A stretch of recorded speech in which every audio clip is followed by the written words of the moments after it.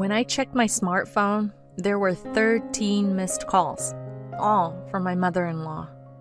Not again, I thought to myself, just as my phone vibrated with another call.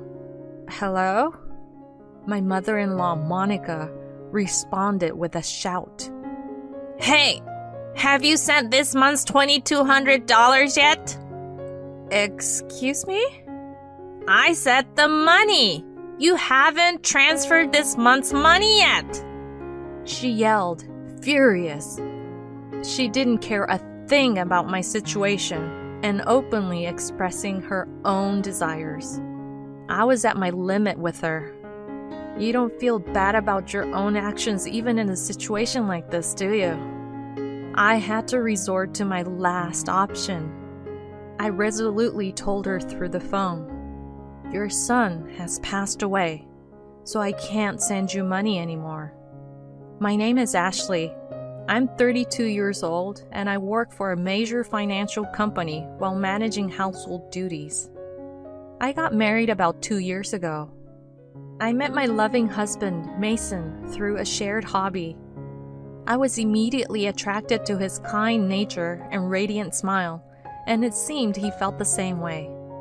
After a year of dating, we quickly got engaged. We probably both felt that we wouldn't meet anyone better. We lived together while dating without any major fights, so we decided to get married. Everything was going smoothly for us until one problem arose. My mother-in-law, Monica. Her husband had passed away a few years ago, and Mason didn't have any siblings, so his only family was his mother. The issues started when I first visited her home to introduce myself before marriage. "Nice to meet you," I said. Then she responded with an apparent displeased look. You're Mason's fiancé? "Yes, my name is Ashley." Huh. You're not exactly impressive. I wonder what my son sees in you. I couldn't tell if she was joking or serious, and I was quite shocked to be addressed so by the mother of the man I love. Seeing my surprise, Mason criticized her. "Mom, why would you say such a thing? How can you casually say that to the woman I brought home?" It's not like that, Mason.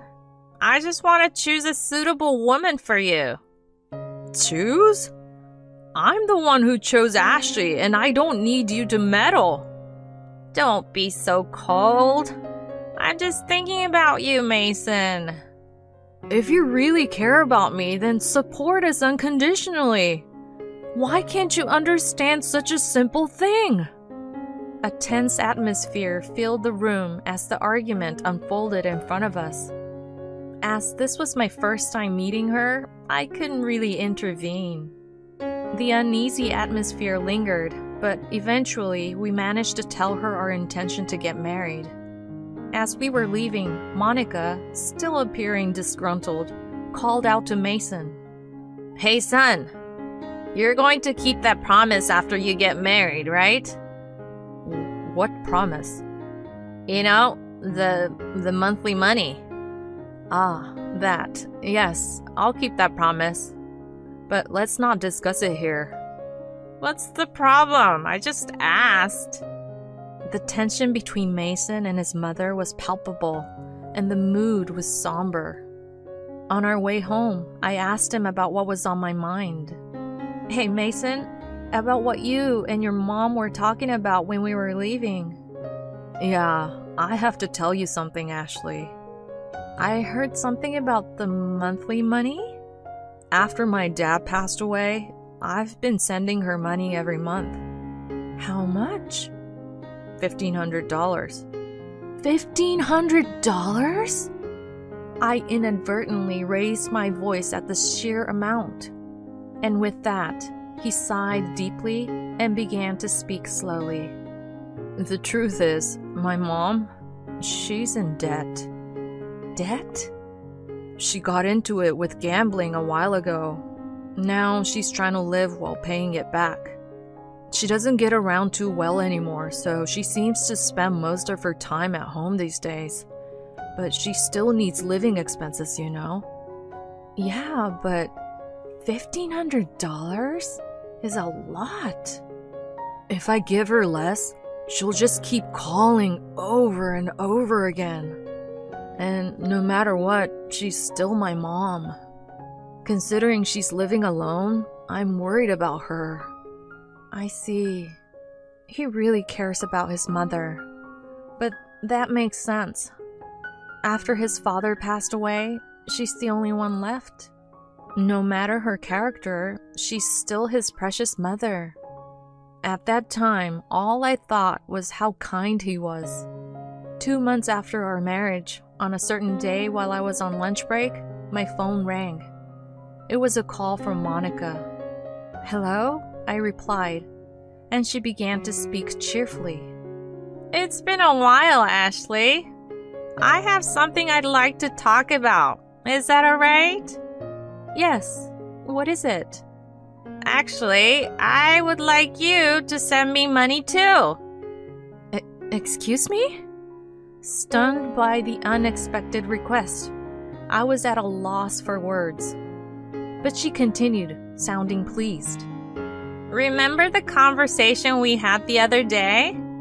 You work at a financial company, right? So you must be making good money. No, not really. Are you planning to lie to me because you don't want to give me money? No, that's not it. Then why? Well, because you're already getting money from Mason, right? At my question, she brusquely replied, Yeah, so what? I stated firmly to her, who seemed to lack gratitude. Monica, not every mother can receive $1,500 every month from their son. And yet, you want even more money. Oh, really? That's what you have to tell me? If you send me another $700, Mason wouldn't have to be bothered. What? What do you mean? You see, I made Mason the co-signer of my debt. In other words, if I fail to make payments, he will be the one pressed for the money. But isn't some of his $15 going towards repaying the debt? It's not enough. I haven't told him, but the debt is quite sizable. From her tone, I realized this was something he didn't know. In the future, when we have kids, our expenses will increase. On top of that, shouldering my mother-in-law's debt is not an easy matter. But if she defaults on her payments and the debt falls on Mason, the interest would likely have ballooned by then. If I refuse to send her money, ultimately, it would become a burden on him. I thought it best to get her to repay her debt now. With that in mind, I sighed and told her, All right, I will send money too. Really? I knew you'd say that, Ashley. Including Mason's, it'll be $2,200. You can really pay off your debt with this, right? Sure, of course. I should be able to pay off in about a year. This is a promise, okay? Please make sure to pay it off without any delinquency. I know. Okay then, starting from this month. With that, she abruptly hung up the phone. The added worry to my body exhausted from overwork makes me feel even more depressed. $700 a month. That's a hard hit. But it's also to ensure that we won't be burdened in the future. Most importantly, if she can't live adequately, Mason would not like it. That night, I immediately told my husband about it. He said I didn't have to go that far, but I told him I had already agreed with her and made a decision for our future, so it wouldn't be a burden to us. He showed understanding while looking apologetic, saying, I'm sorry and thank you. 2 years, have passed since that time. The remittance I thought would end in a year is still continuing, and we're still transferring $2,200 to her every month. What's worse, Mason fell ill about 2 months ago and is unable to go to work. Although he is on sick leave and receiving sick pay, it's a drop in the bucket compared to his previous salary. Last month, I transferred $2,200 to her from my savings for the time being, but if this continues, it'll be quite tough. Moreover, unbelievably, she has not visited her son even once. Even though we have told her that he was hospitalized, she just contacts me asking, "You're still sending money, right?"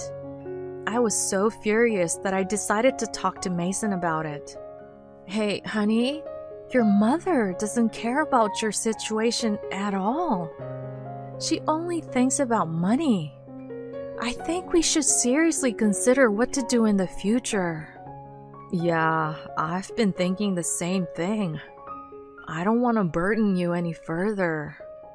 I've received several calls and messages this month asking, is the remittance still not done?" Seriously? Even though her own son is sick, she only thinks about money. Is there anything on her mind other than money? He expressed his anger towards his mother with a somewhat haggard expression. Then, with a look as if he had thought of something and a daring smile, he said, "That's it." "What is it?" "Well, this is a last resort, but I've thought of something good." "Something good?" "Yeah, so we can..." "What?" The plan that he came up with was something I could not have imagined. It may be inappropriate, but it might be necessary to get through to her. A few weeks later, Mason was successfully discharged from the hospital. No matter how many times I contacted Monica, I got no response from her, so I haven't told her about his discharge. I've been receiving constant reminders about the remittance from her these past 2 weeks. There's no point in sending money to a mother who doesn't even care about her son. As I was having coffee with Mason, a message came to my smartphone. When I looked closely, there were 13 missed calls, all from Monica. Not again. As I thought this, my phone vibrated again. It was another call from her. "Hello?" I turned on the speaker so Mason could also hear, and she suddenly started yelling. "Hey, where's my $2,200? "Excuse me?" "I'm talking about the remittance. The money for this month hasn't been transferred yet." "Monica, do you understand that Mason is currently..." "I don't care if he's in the hospital or what. It doesn't concern me. You're working at a good company, so you must have plenty of savings. Hurry up and transfer it to me." She was raging in anger and finally made a statement that made me doubt my ears. "Listen, you married and became Mason's wife, so if he can't pay, you have to pay me. If you refuse, I will make you a co-signer of my debt." At that moment, something snapped inside me. Without considering our situation at all, she was simply revealing her own greed. I had reached my limit with her. Even in this situation, she doesn't feel bad about her actions? In that case, I have no choice but to use the last resort. I said firmly into my smartphone, "Your son has passed away, so we can no longer send you money." At those words, she let out a stunned, "Huh?" Yes, this was exactly the final measure Mason had suggested. Lying to her that her son had died and watching her reaction. If she even slightly showed sorrow and reflected on her past actions, apologized, we would continue sending money. If she did not show any remorse and still demanded money, we would completely cut ties. That was the plan. I was thinking in my heart, even my money-grubbing mother-in-law would feel bad about her past behavior if she heard that her son had died. However, the next moment, she started laughing loudly.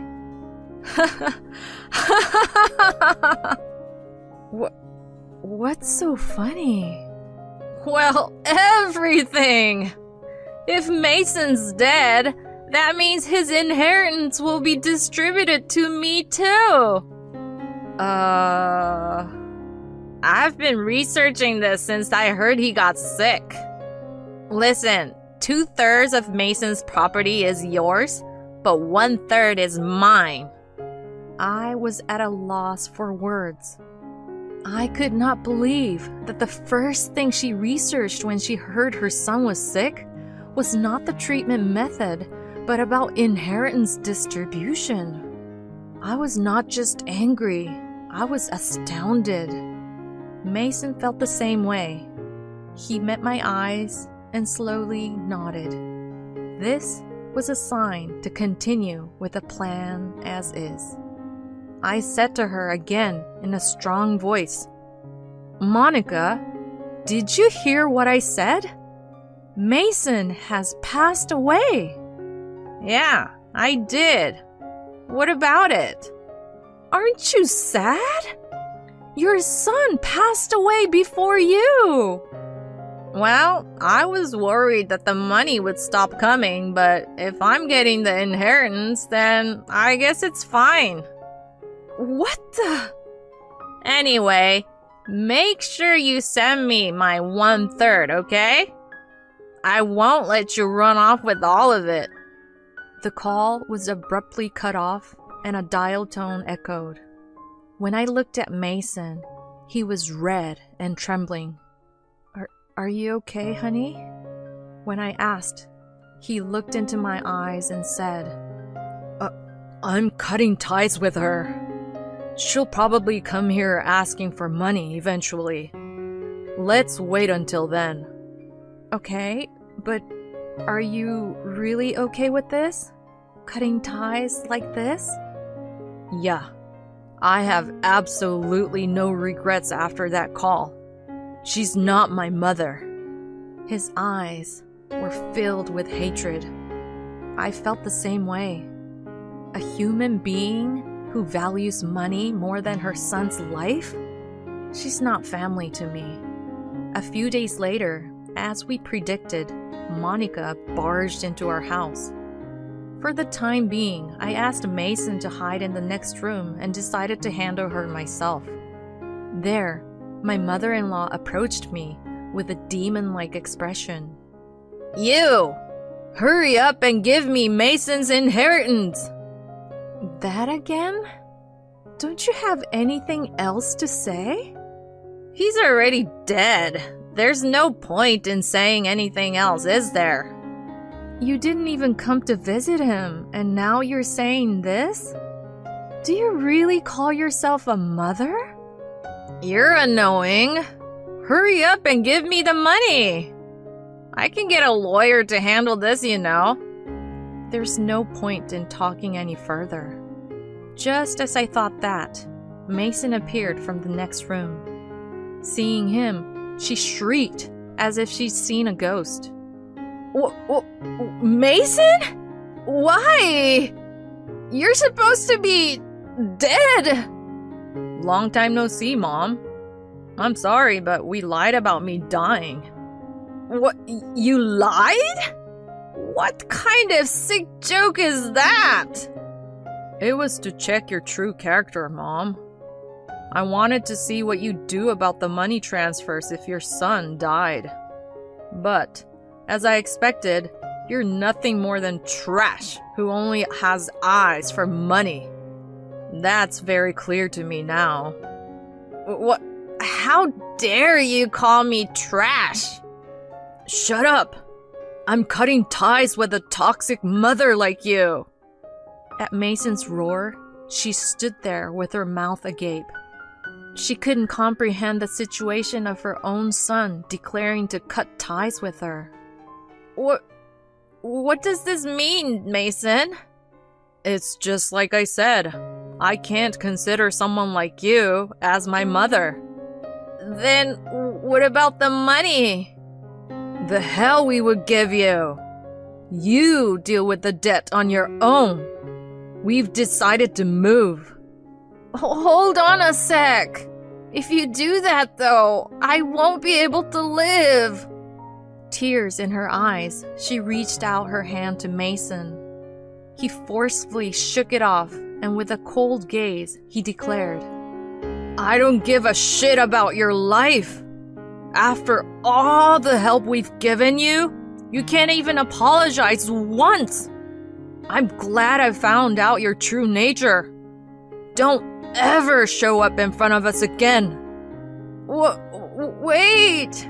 Are you abandoning me, Mason? Ignoring her words, Mason grabbed her arm, dragged her to the entrance, and threw her out of the house along with her shoes and bag. She made a racket outside for a while, but she seemed to disappear after a bit, unable to bear the looks from the neighbors. We received several calls from her, but ignored them all. We blocked her number and moved. As for the co-signing issue on her debt, since she had listed Mason as the co-signer without his consent, the contract was invalid, and he bore no responsibility. Since then, apparently, Monica has been leading a miserable life without any financial help from us. She deserved it because instead of using our money to repay her debts, she mostly spent it on gambling. She still has a mountain of debt and is being hounded by debt collectors every day. She can no longer gamble, her favorite pastime, and seems to be working from dawn till dusk. It doesn't seem like she'll be able to pay off her debts anytime soon. She'll likely have to work until she's unable to move. All this is her just desserts. On the other hand, we've been living fulfilling days in our new home. Mason's condition has stabilized and he's returned to work after some time. We're excited to welcome a new family member soon too. We can't wait to meet her next year.